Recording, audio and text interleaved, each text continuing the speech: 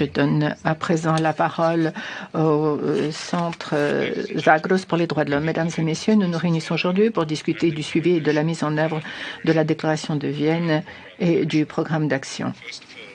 Il faut d'abord ne pas oublier le fait que les violations sont systématiquement commises encore aujourd'hui dans de nombreux États, équivalent à une violation grave des droits de l'homme fondamentaux. Ces derniers mois, malheureusement, nous avons assisté à la répression impitoyable par le gouvernement iranien de manifestations pacifiques. Je voudrais rappeler aux membres du Conseil que beaucoup des lois de la République islamique sont parfaitement contraires aux principes des droits humains et aux objectifs de la Déclaration de Vienne.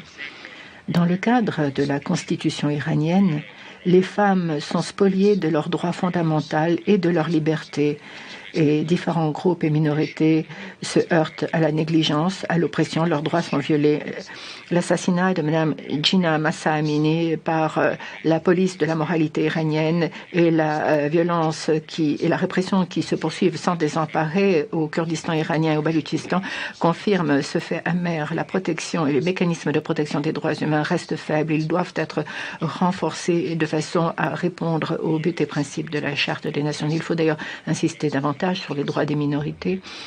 Aussi, la communauté internationale doit-elle adopter des positions plus sérieuses ainsi que des mesures pour protéger leurs droits. Je vous remercie. Je vous remercie.